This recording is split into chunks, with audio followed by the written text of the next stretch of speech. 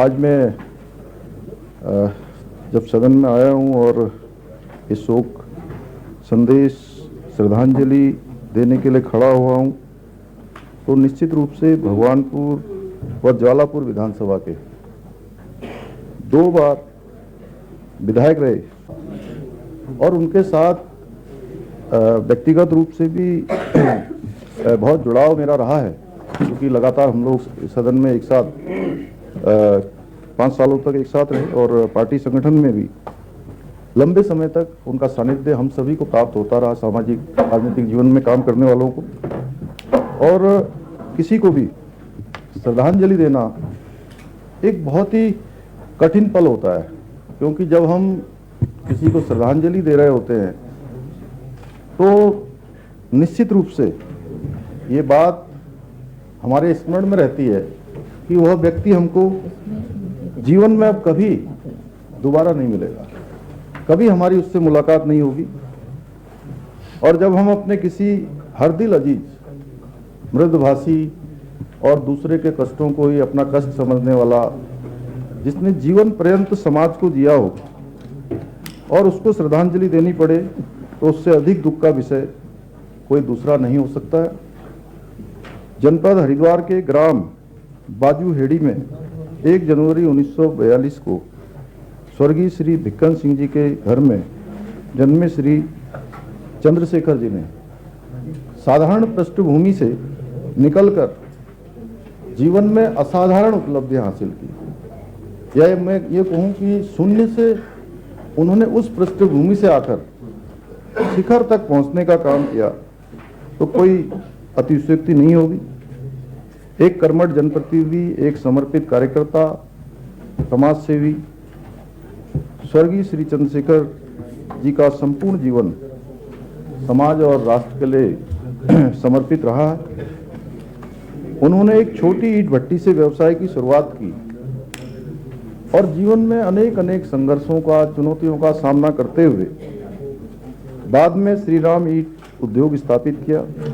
अपने व्यावसायिक जीवन में संघर्ष करते हुए उन्होंने कभी अपनी निजी परेशानियों को, निजी समस्याओं को समाज सेवा में कभी आड़े आने नहीं दिया और समाज का कार्य अनवरत रूप से करते रहे। कभी समाज का काम करना उन्होंने नहीं छोड़ा। ग्राम प्रधान के रूप में उन्होंने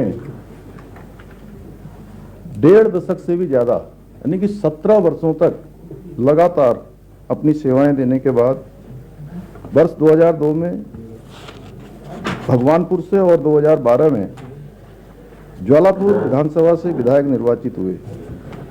वे वर्ष 2003-04 में उत्तराखंड विधानसभा की याचिका समिति के सदस्य और वर्ष 2004 से 2006 तक अनुसूचित जाति, जनजाति एवं विमुक्त जाति संबंधी समिति के सदस्य भी रहे। पुनः वे वर्ष 2012-13 में उत्तराखंड विधानसभा की याचिका समिति के सदस्य, 2014 से 2016 तक अनुसूचित जाति, जनजाति एवं विमुक्त जाति संबंधी समिति के सदस्य भी रहे।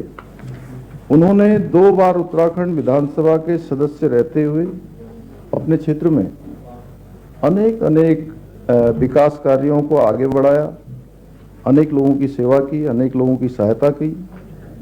नशा मुक्ति अभियान में उनकी सक्रियता उल्लेखनीय रही, जिससे उनके क्षेत्र में अनेकों युवा जो नशे के क्षेत्र में या अन्य क्षेत्रों में जहां उनके जीवन को हानि हो सकती थी, उनका भविष्य खराब हो सकता था, उनके भविष्य को सुधारने में भी उनका बहुत बड़ा योगदान रहा। और मैं व्यक्तिगत रूप से, क्योंकि उनके देहांत के बाद लोग उनसे अत्यधिक लगाव रखते हैं और जो प्रेरणा वो समाज को देकर गए, निश्चित रूप से लोग उस प्रेरणा को अपने जीवन का पाथेय मानकर आगे बढ़ेंगे। वे जीवन भर भारतीय जनता पार्टी के एक समर्पित और राष्ट्रवादी कार्यकर्ता के रूप में समाज जीवन में सक्रिय रहे। उनका योगदान काफी बड़ा है। सच में जितने वो साधारण थे, उतना ही उनका असाधारण व्यक्तित्व था और बहुत धीर गंभीर भी थे।